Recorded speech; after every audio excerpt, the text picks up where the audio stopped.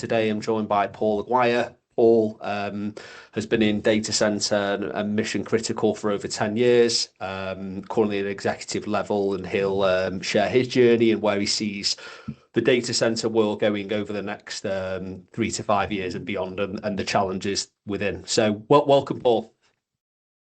Thank you. I appreciate you having me on. Perfect. So I'll just kind of kick start. Do you want to kind of go over your kind of experience and yourself and how you got into data centers in general and your experience overall? Certainly. My journey is a little bit different than some others would have. I'm actually a tradesman. I'm an electrician by trades with a specialty in controls, is in the environmental space. I managed to work my way out of the field and into the boardroom, shall we say. And about 10 years ago, I was doing a lot of mission critical infrastructure, telecom, electrical, and wind and solar. And as a part of that, back then, data centers weren't really being built by GCs and colo operators, at least not really popularly. They were being built by the owners. And so we were doing a lot of data center fit outs for those telecom companies that I referenced, and including also some Wall Street types, the big traders and whatnot. And so they would own their own. And in fact, they still do, and the hyperscalers still do as well. They own their own, operate their own. But the scale has grown and the demand has grown so much so that private sector has entered in and is starting to build on their behalf. And that's why we're seeing the boom that we're seeing right now. Yeah, no, you've got a brilliant background and hopefully some brilliant insights for us today. So, I suppose from your perspective, I want to start off. Obviously, we've seen explosive growth in the industry over the last 2 to 3 years, and I think that's projected to grow for 10 years and beyond, really. So, where do you kind of initially, we can go into some more detail, where do you see the market shifting over the next 3 to 5 years? So over the next 3 to 5 years, there's enough investment already locked in place where there's going to be some significant building and power relationships across the country, as well as across the globe. To be fair, the rest of the world is trying to catch up, but the U.S. has captured at least 50% of the work. That being said, power relationships are going to increase. Grid work is going to increase. Transmission, uh, solar and wind as a utility will increase and attempt to return to viability. Not to say that they're not now, but they are leveraged as a redundancy at the moment, and so they're trying to develop their own infrastructure to become a primary grid provider as well. We're seeing a lot of centers being placed right over the gas fields, right smack in the coal production areas. So over the next 3 to 5 years, there's not going to be a lot of change in what we're seeing right now as far as energy and investment, and the motivated builders moving. Beyond that is where I think that people need to start talking about. Yeah, and when you're talking about in the next 3 to 5 years, there's so much investment, isn't it, in the space, and so many new locations being pre-constructed. Do you, from yourself, do you see like what do you see as the challenges over the next 3 to 5 years, and I suppose right now as well? Yeah, it'll be likely the same. I'll probably say it like this: whatever we're experiencing right now is only going to be compounded.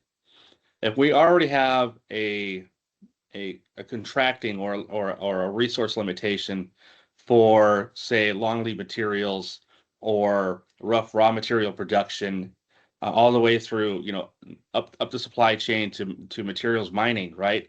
And then additionally to labor force availability, both blue collar and white collar, and then permitting, community acceptance.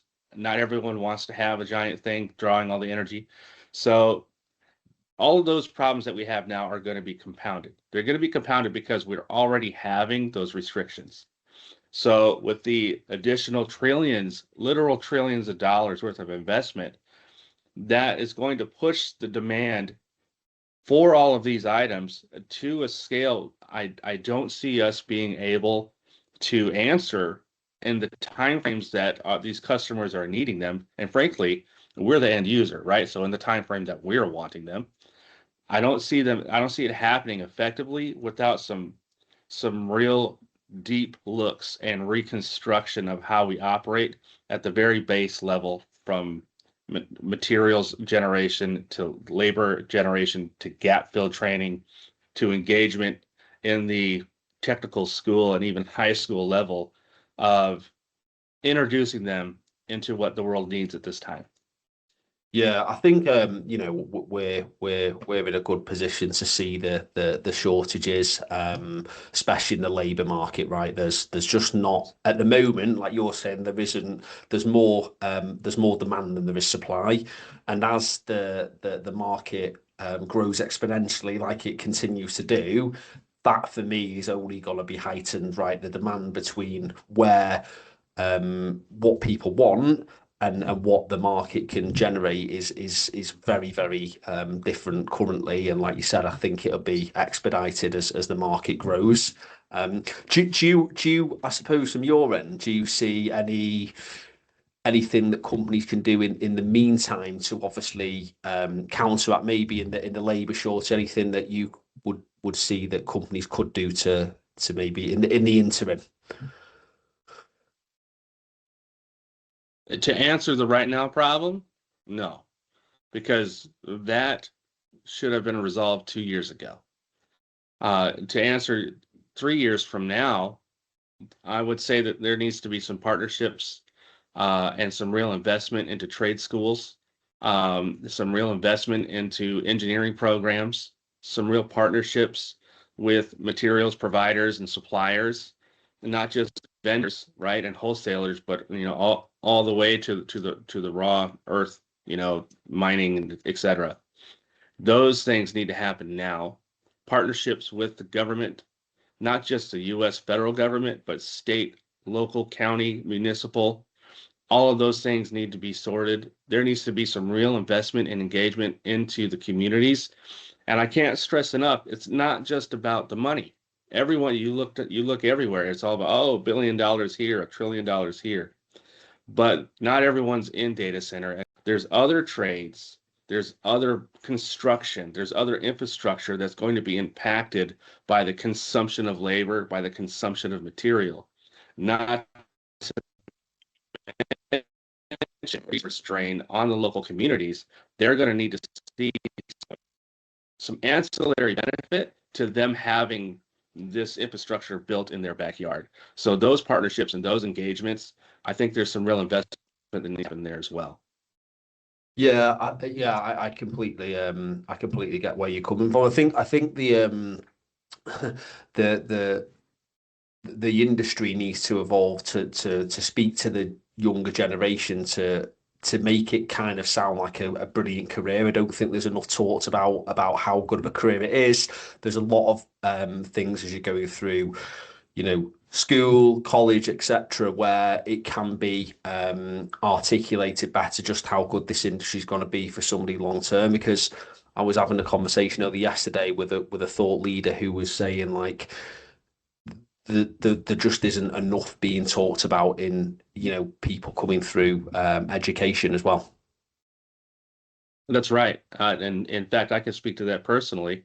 My oldest son he's in his freshman year of college, and I'm introducing this to him myself, and he's kind of he gives me this blank stare that what's a data center? What is that supposed to do? And you explain to them, pull up your phone, everything you have on there. Anyone that's got cloud storage is keeping a server somewhere that's not in their facility, and so there's still a server somewhere, so it's got to be housed. So it's easy enough to explain, but to your point, explaining the benefit, and I got to tell you, I struggle too, because I can't tell him that this is a 40-year career. I could tell him that he's good to go for 10, 15 years. But at 20, 30 years, there will be eventually a plateau. There's always a an end to the boom, right? Yeah. And predicting that is, I think, what all of the big brains in our society need to really start working on, is how that's going to flatten out and how we're going to transition all of this massive labor force that we're demanding back into the other parts of industry.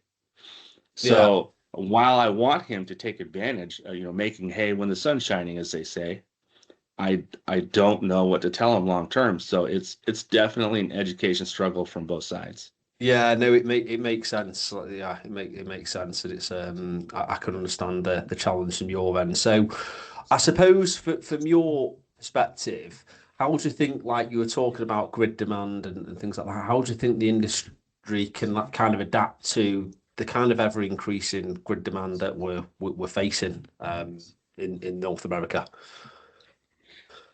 You know, our grid is mostly outdated anyway.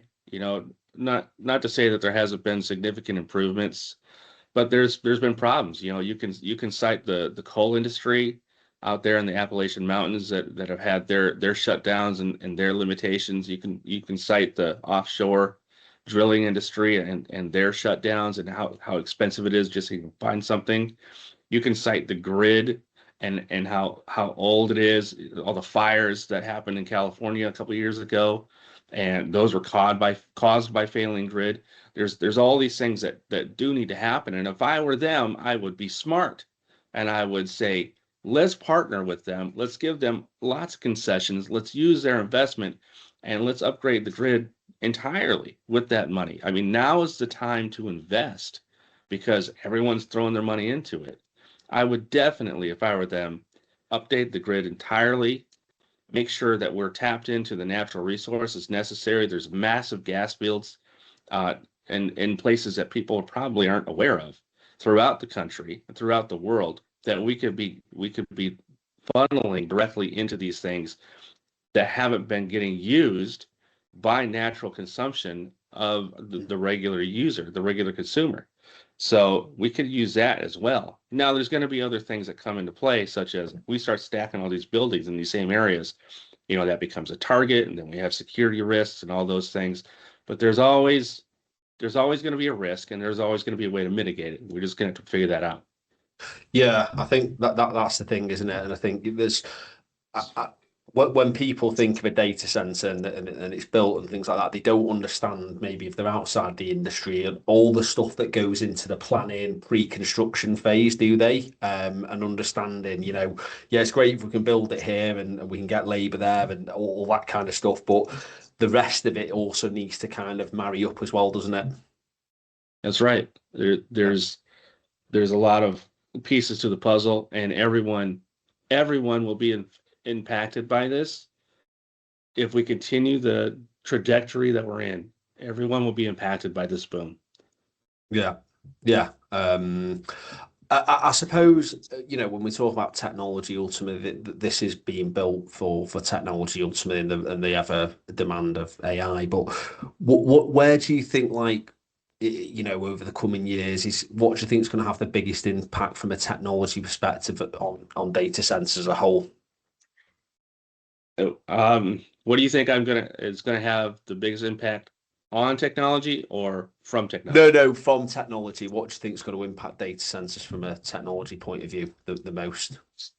So absolutely, it's going to be two things.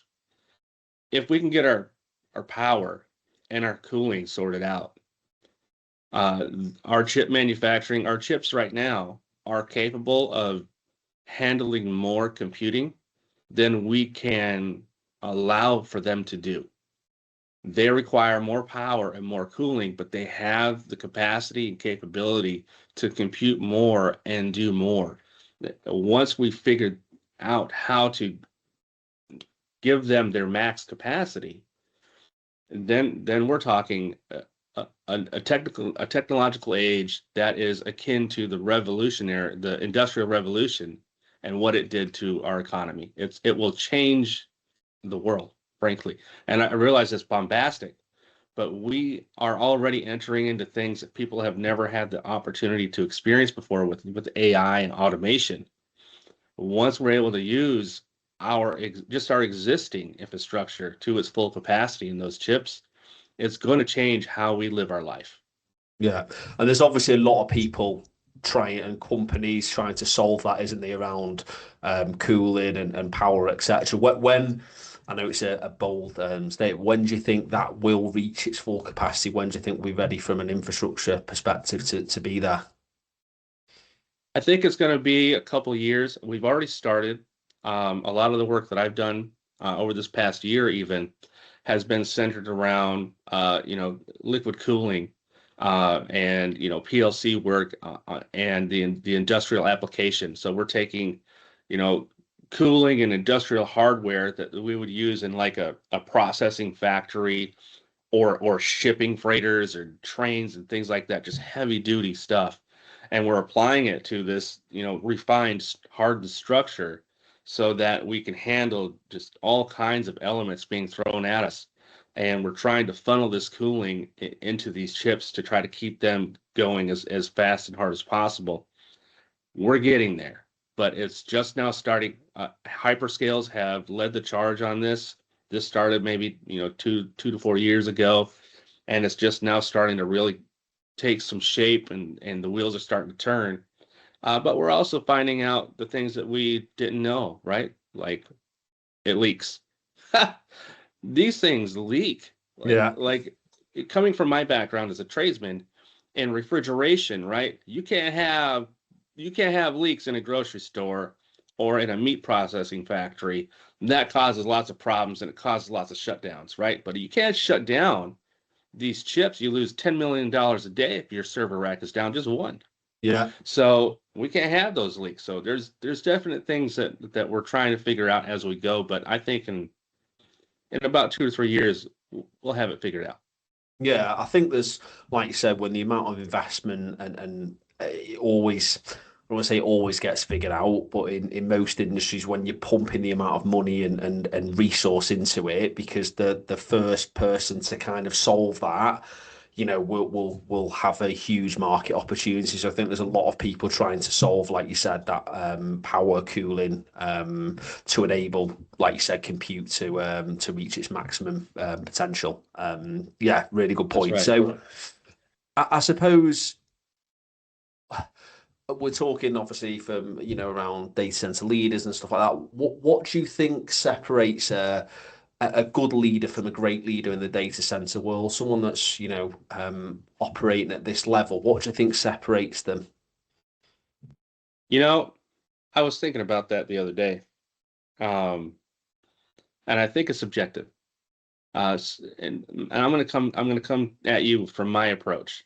Yeah, For me, a good leader is someone who knows how to communicate. And I'm not talking about someone who knows how to get up on the podium and get excited about $1 trillion. I'm talking about someone who knows how to communicate to the guy with the shovel and knows how to communicate to the engineer trying to draft or do the programming, someone who knows how to communicate to the boardroom and the investors and effectively demonstrate the flow and effect of the finances, someone who can communicate to the government, who can communicate to not just federal but local and municipal and doing those community town halls. That's a well-rounded communicator. Communication is all there is in any relationship, but a great leader in this industry is going to have to be someone that can communicate, collaborate, and relate to the entire band, because everyone's getting impacted by this. Everyone will be affected, and they're all going to look to that person. yeah. I think that's what I would say one of the key facets is because most, well, no one to say most, that's some leaders just only want to speak to kind of people at their level and communicate with them and maybe, I don't want to say belittle people beneath them, but almost come across like that when they are communicating with them. It's really important, like you said, there's so much resource that goes into this externally, internally, and you have to be able to communicate with stakeholders at all levels. Is that what you feel like the number one key Number one. drivers?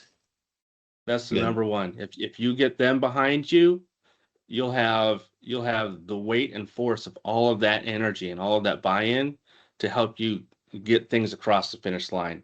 And for a leader, having that support at all of those levels, there's for me, there's nothing more motivating and encouraging for me as a leader to know that I have the support of the entire band worth of people that I need.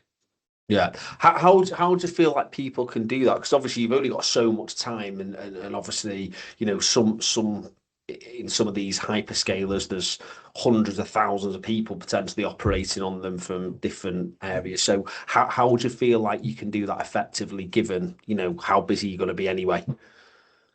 Yeah, that's a great question. So, delegation to the proper staff that can do the same thing, having people with you, working for you, that can deliver those messages to those particular items. You'll still need to be able to go out there, right, and do the ribbon cutting and hold the baby and shake the banker's hand and all these different things. You'll still have to be able to do that at your level, but having a team beneath you that can communicate how you want them to effectively into those respective worlds, that's going to be paramount.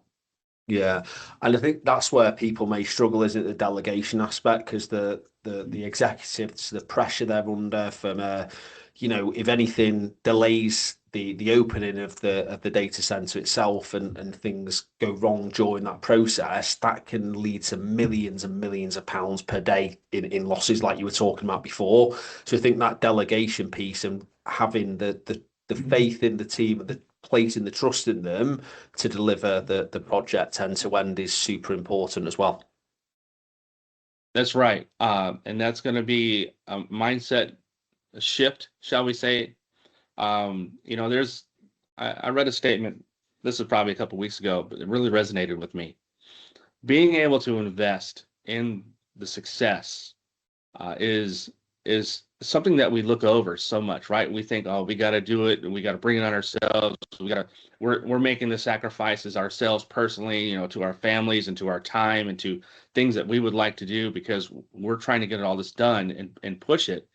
If you simply invest in those things that will make it easier, get the right staff, get the extra staff, get that assistant, get that technology, get that AI aid, just do it, right? Spend the money. The amount of money that's in here, it doesn't care.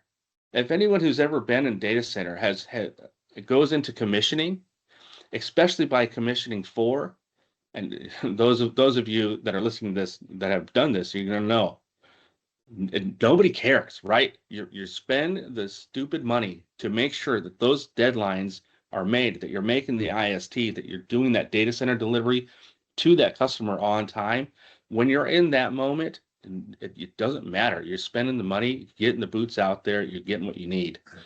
That's how these executives need to treat their role, right? Because that's the pressure that they have every day, and they should really be encouraged to invest into those aids and everything that they need to make sure that role is delivered. Yeah, I think it's a peculiar time at the moment in this world, because most things are around how do we save money, how can we cut corners, etc. You're almost saying that not the opposite, because there's that much investment that the time element is more important than the financial spend. Is that what you see? That's right. And I will tell you, all the money that's being invested, none of it can buy 1 hour of time. Once the time Yeah. is gone, it's gone. And it's just something to keep us grounded. The time is still more valuable, and so you have to be smart about it. Yeah, it is almost like it's a race to the finish line, isn't it? Kind of thing. How quickly can you do it in the and the quality obviously is super important, but like you said, the amount of investment and the financial backing and the finances being pumped into this, that's probably the least amount of importance that we see. And you're kind of saying the same. That's right. Yeah.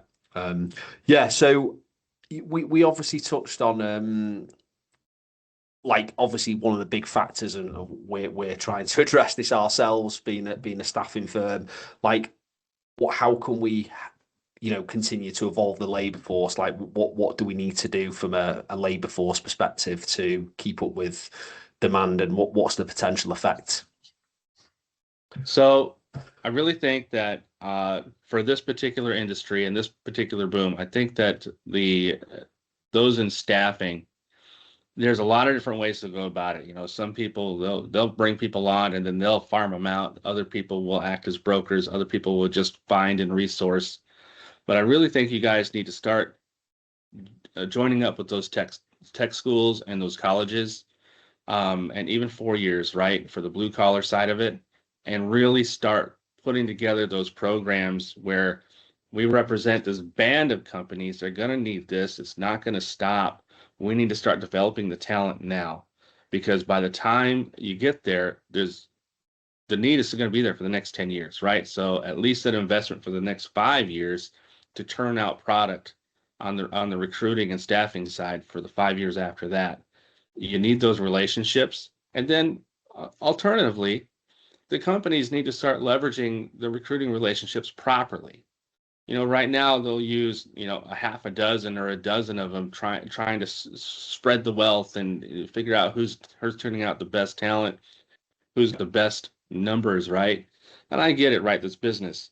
But using them, especially at those high level roles, and this is a personal one for me, right? Because I've had to deal with this, probably 4 times this past 12 months.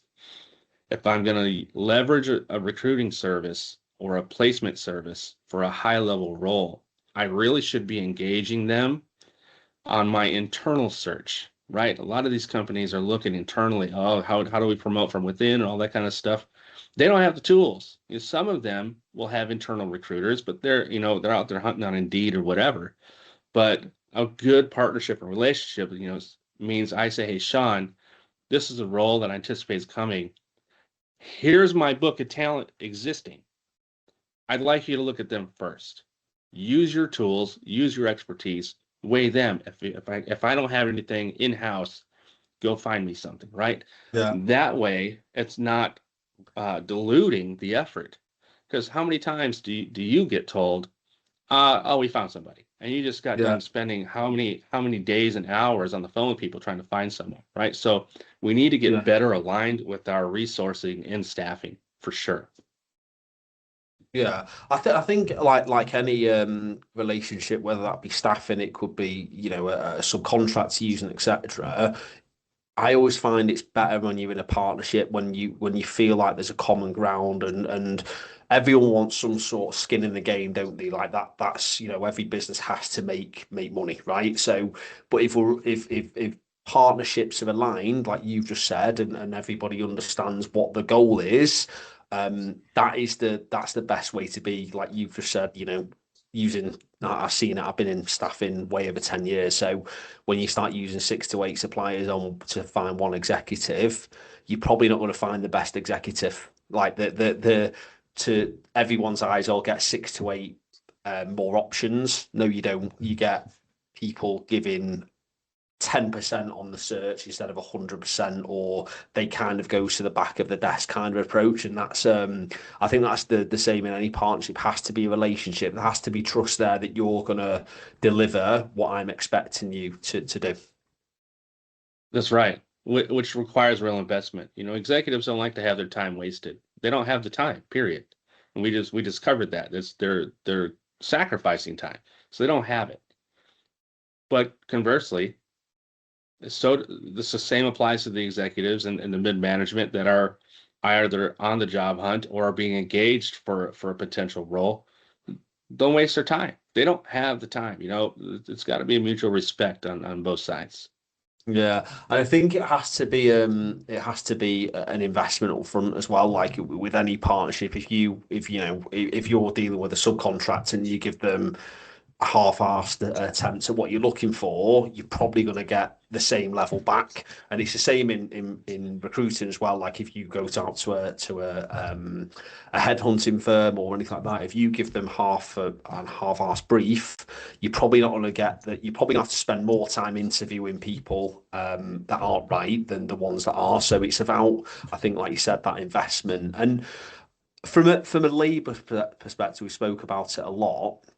like, what do you feel like the potential long-term effect is on labour force? You spoke about, you're speaking to your son about this currently and things like that. But how do we get more people involved in the industry from a broader perspective? I know it's education and things like that, but is there anything else that you feel like people can do more to get more people in the industry, so we're not always asking we need someone 5 years data center experience, because there will be a limited supply and that'll eventually run out. It will run out. Here's the problem. We already this is going to be probably a little controversial. We already screwed it up. How many decades did we just spend telling people not to go into the trades? How many decades did we just spend telling people that it doesn't pay to work with your hands, right?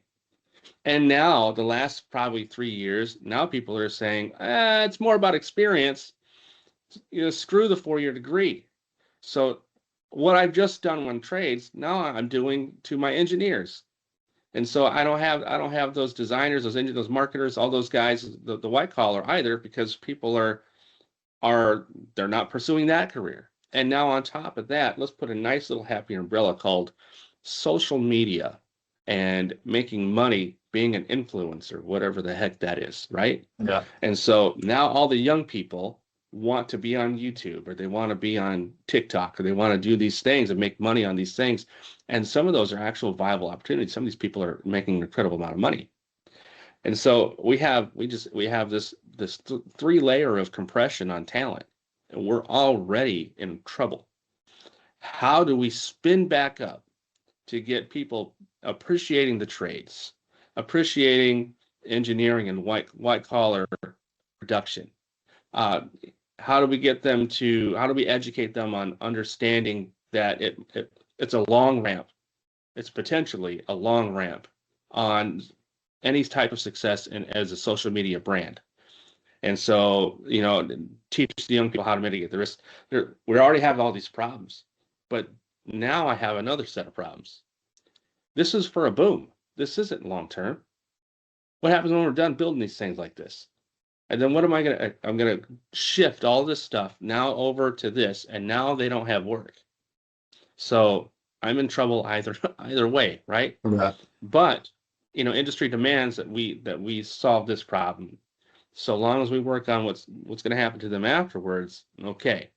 But right now, it's a massive re-education platform that we're going to have to build to say it is okay to be a plumber. It is okay to be an HVAC. It is okay to be an electrician or a technician or concrete or a steel worker. These are good jobs. You get paid well. You take home a good check. You're probably going to get a company truck, right? And you know what? Those boots are nice. Obviously they're uncomfortable at first, but you'll wear them and you get the good boots. They're great boots. Yeah. Right. So there's all those kinds of things. We're going to have to engage in just as much excitement and encouragement on getting people bought into their careers and into what this has to offer. It is with each other.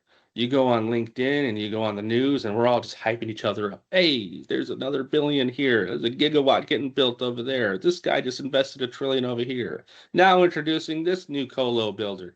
All this stuff, and we get all ramped up about someone throwing money at it. We got to do the same amount of energy into the people that are going to deliver this for us.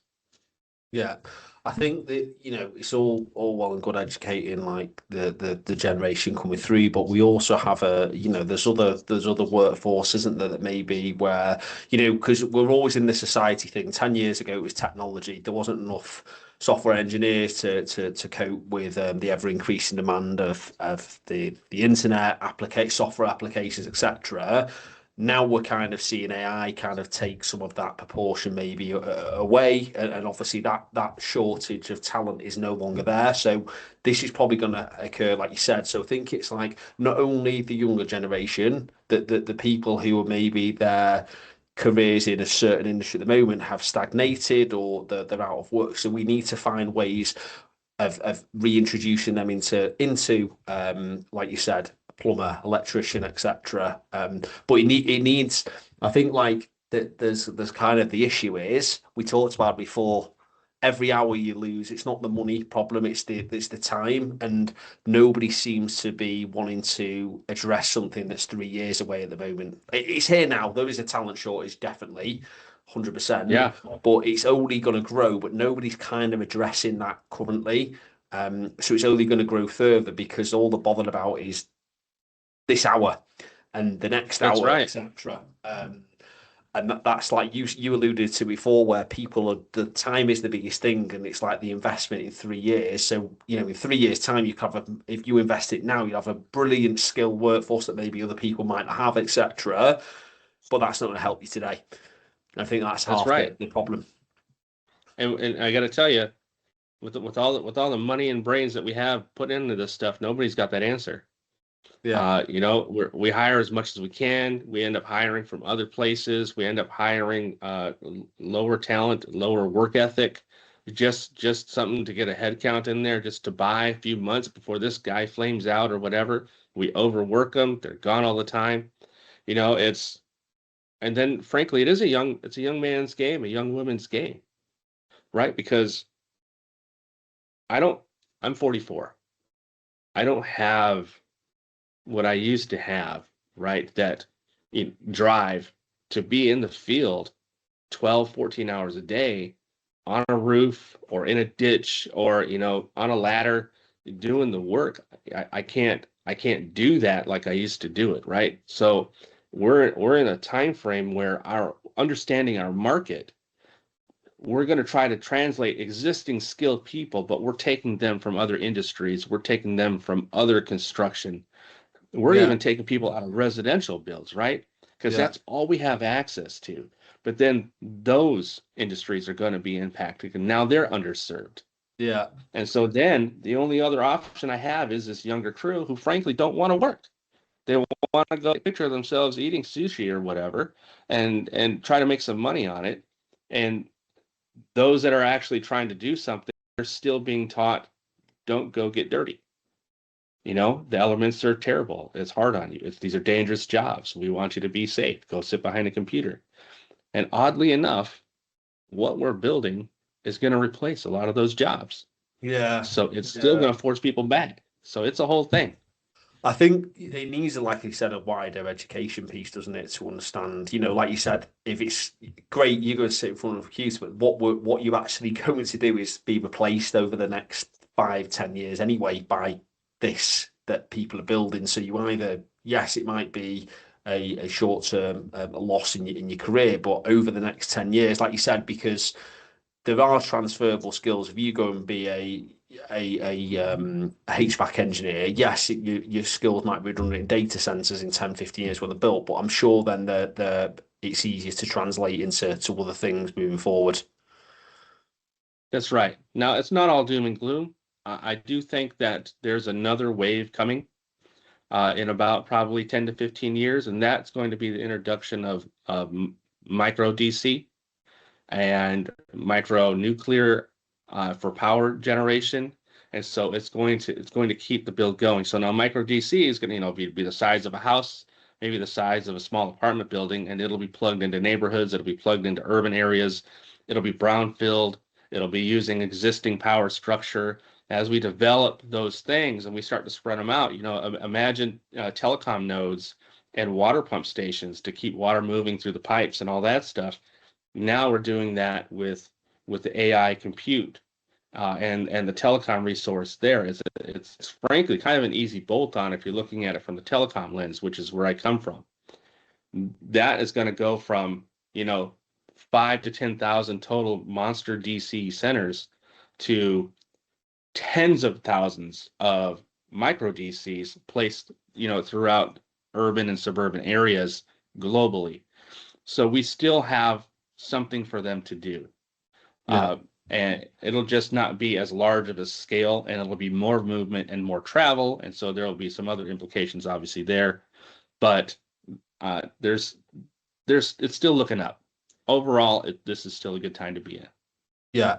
And what do you feel like from your end is the the impact on the environment, etc. What do you feel like that's going to have the impacts? I suppose you touched on it in the future. You feel like it's going to be more localized, etc. But what do you think is the impact to our environment and local ecosystems?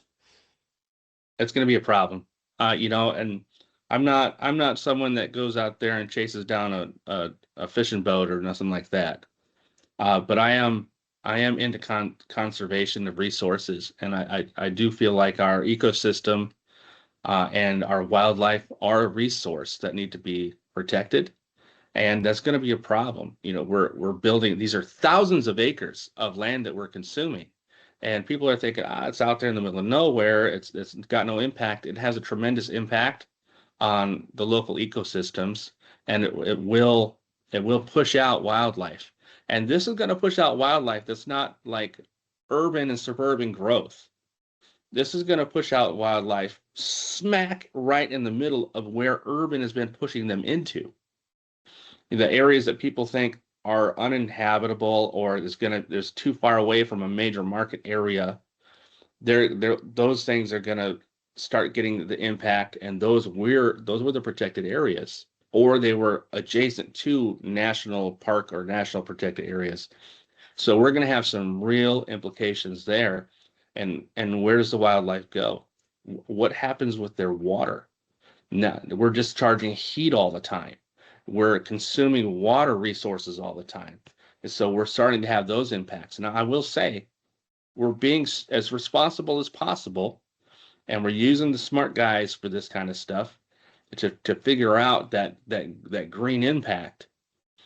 But I don't know if we're considering all of the displacement of wildlife, or considering the displacement of their water resources, etc., in such a way where it's, to be frank, and I'm probably going to poke someone in the eye with this statement, and I apologize. I don't think it moves the needle, right? If I have to relocate the 19-legged armadillo that no one knew about that we just discovered, it's, yeah, I got $1 trillion invested into this area, so we'll just pack them up and put them somewhere else, right? I don't see it moving the needle enough to stop or move the locations. And frankly, the locations are going to be determined by power anyway, so we're going to be kind of stuck there.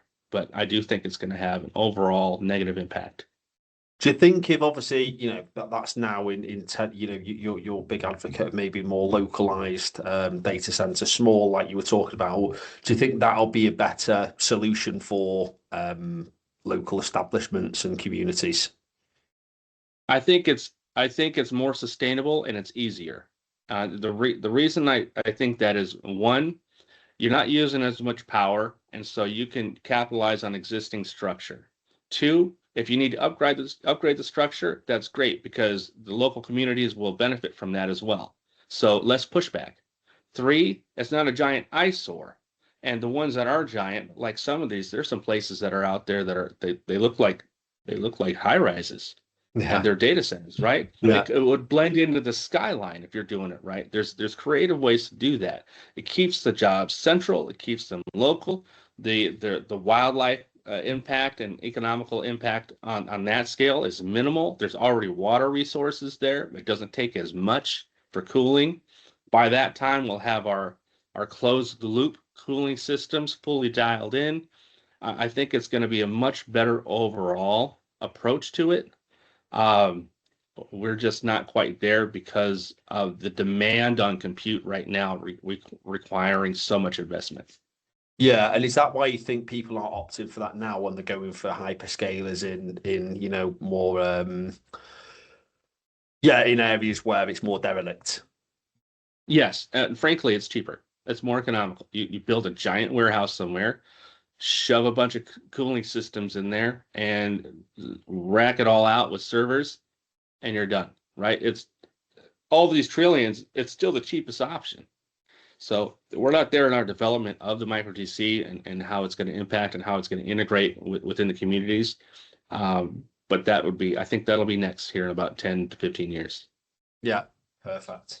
Have you got any final thoughts? Any final thoughts overall, or obviously on where this is heading? Obviously, you've been a brilliant guest, but I didn't know if you had any final thoughts overall. The only final thought I would have is, take yourself seriously, treat yourself right, get the help that you need, get the aids that you need. Don't be embarrassed by it. Be willing to invest. Take the recruiting relations seriously. Take the relationships that they have seriously, right? Because these people are sitting there having 17 of those same calls when they're on a job search, and you waste their time. Be quick about your decisions there. And then overall, let's take this industry seriously. Let's look at the lessons learned from the last booms and the last big overhauls, and let's see what we can do to make sure this is more sustainable and a better engagement for everything and everybody.